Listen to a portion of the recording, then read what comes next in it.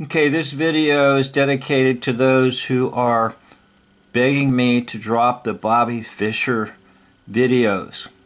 So I'm making another Bobby Fischer video just to add to this controversy and stir things up even a little more.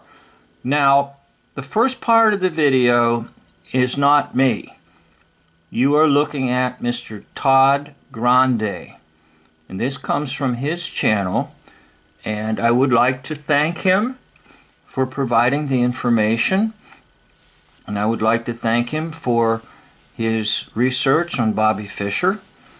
And so I'm only using his information as a background to take you to kind of a startling further conclusion that may shock you even more and may inspire you to send me some more comments in my comment section about please stop these videos about Bobby Fischer.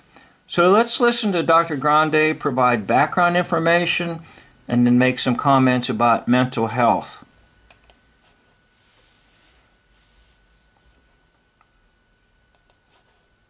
Of Bobby Fischer, and then I'll move to the mental health and personality factors. Robert James Fischer was born on March 9, 1943 in Chicago, Illinois. His mother was homeless when he was born, but eventually she would work as a teacher and a physician. The identity of Fischer's father is technically unknown, but it is strongly suspected that his father was a Hungarian physicist and mathematician. Looking at the evidence that we see collected by... Just to interject, does it sound like kind of a created background of a fictitious character? I'm just asking a question. By the FBI, again, this seems fairly clear. I would say 98% certainty or so. Between 1943 and 1949, the family moved to Washington, Moscow, Idaho, Portland, Oregon, Los Angeles, and Arizona, before moving to New York City in 1949.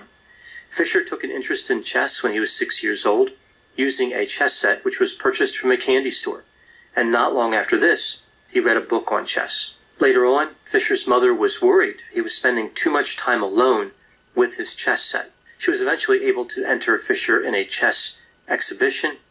When he was there, he played and lost to a chess master, but the president of the Brooklyn Chess Club was impressed by Fischer and taught him for many years. Fischer had a great deal of trouble in school. He kicked the principal in elementary school and was expelled. Later, he would drop out of high school. He was completely obsessed with chess and his play in... So he's a down and outer, right? He's obsessed with chess.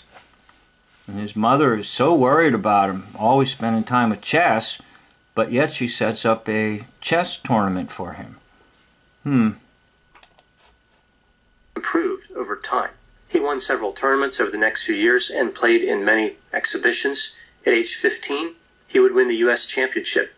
He would do so 7 more times by 19. And you can watch that. There's a clip on YouTube of him on a television show at age 15. 1967. Fischer would go on to win a number of other tournaments, individual matches, and exhibition games. He would end up winning the World Championship in 1972. Fischer was highly disagreeable during his career. That's a bit of an understatement. He argued with just about everybody regarding just about everything. He would not play competitively after the 1972 World Championship for about 20 years. He would forfeit that title in 1975 because his demands were not met for conditions of play. He had all these different conditions he put forward, and they would not accommodate all of them. In 1992, Fischer came out of isolation to play against Boris Spassky, who he had originally defeated in 1972 for that World Championship. The United States had sanctions against Yugoslavia at that time, and that's where the 1992 game was supposed to be played. Fischer played it even though he was aware that it would be a violation of U.S. law, and a warrant was issued for his arrest. Fischer won that match, although the gameplay really wasn't as good as what we saw in... So he's to be arrested because he plays a game of chess, right? Very serious crime. Look at the smile.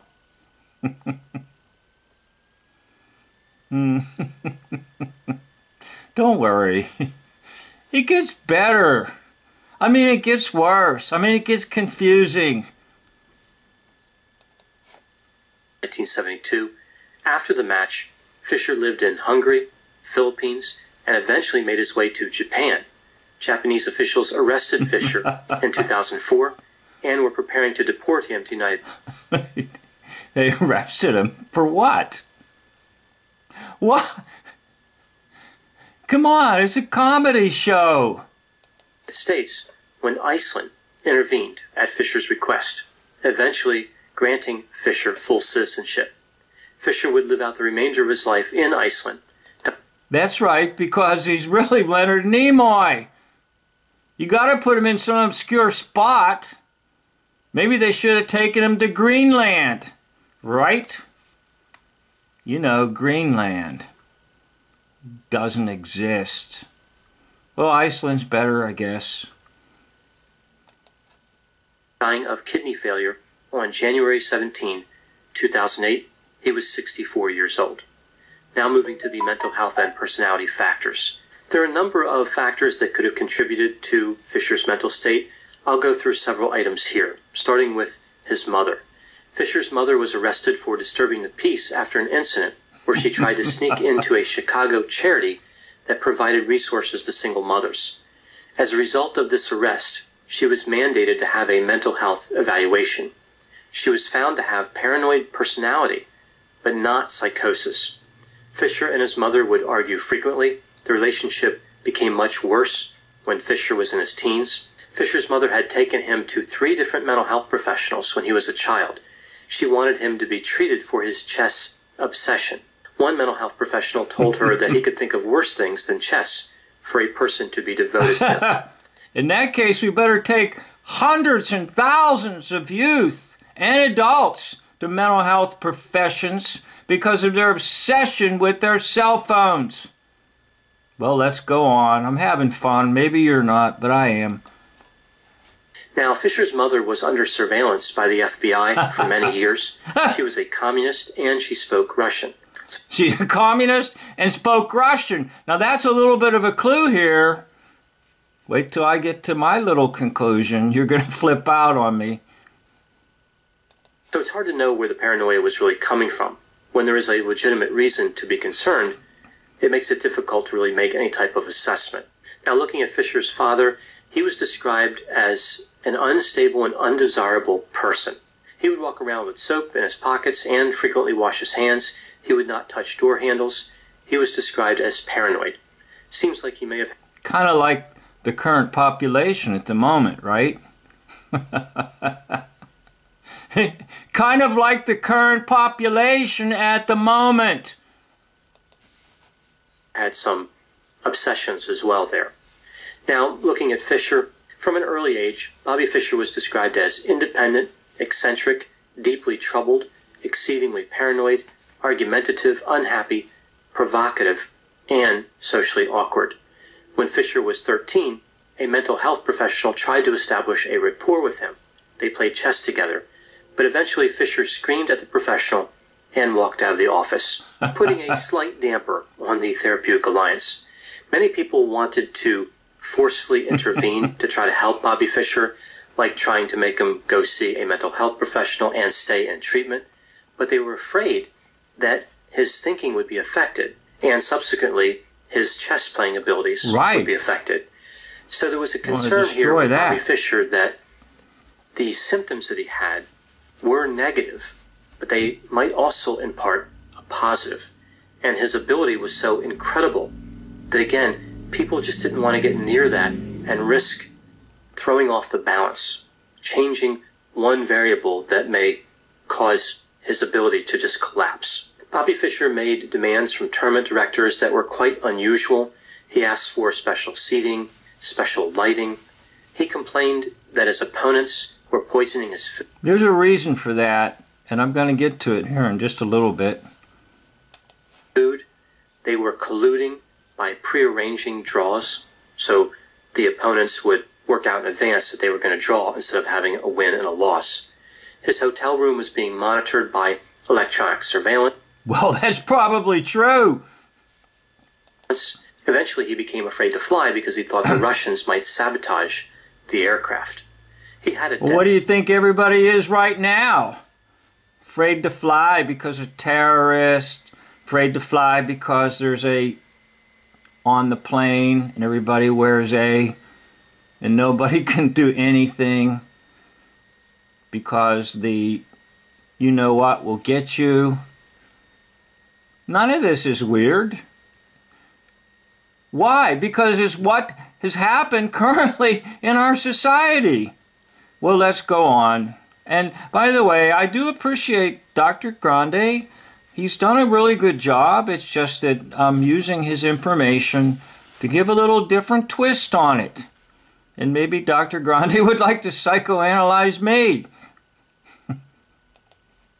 Dentist remove all his fillings from his teeth because he was afraid that if he didn't, those fillings could pick up vibrations. But you know what? Mercury's poison and toxin to the body. Wasn't stupid. And in addition, there actually are devices that can use anything on your body to transmit to you information. Psychotronics. It wasn't insane. Actually, they were using what appeared to be Bobby Fischer's insanity to tell you some truth. And radio transmissions, so the government could harm him or they could monitor him using those fillings. He believed that radiation from the television could be causing damage to him. He thought that... Well, that's probably true. Television screens emit radiation and also cell phones. So none of this stuff is weird. In fact, everything he said describes a very intelligent man. Not a crazy man, but he's made out to be crazy. Because he does give truth. That water was being polluted by the government in an effort to control... And that's true too. Fluoride in the water system. Fluoride is no good for the body, but we're told it's good for your teeth, right? Citizens. And he read magazines about conspiracy theories. He believed those magazines...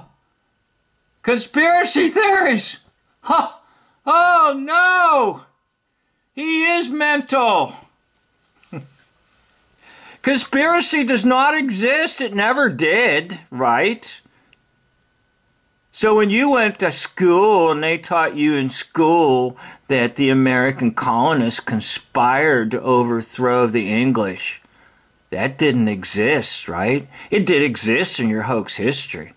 But if there's any other kind of conspiracy, Guy Fawkes didn't conspire to kill off the royalty and have a gunpowder plot, right? Why do the nations conspire, Psalm number 2, against the Lord and his anointed one? Psalm number 2. What do you mean conspiracy theories? Conspiracy has always been a part of human history from the time that there was only God in heaven and there was a Lucifer who conspired against the Holy One to take him off his throne. So there. Well, I haven't even got to my part yet on this.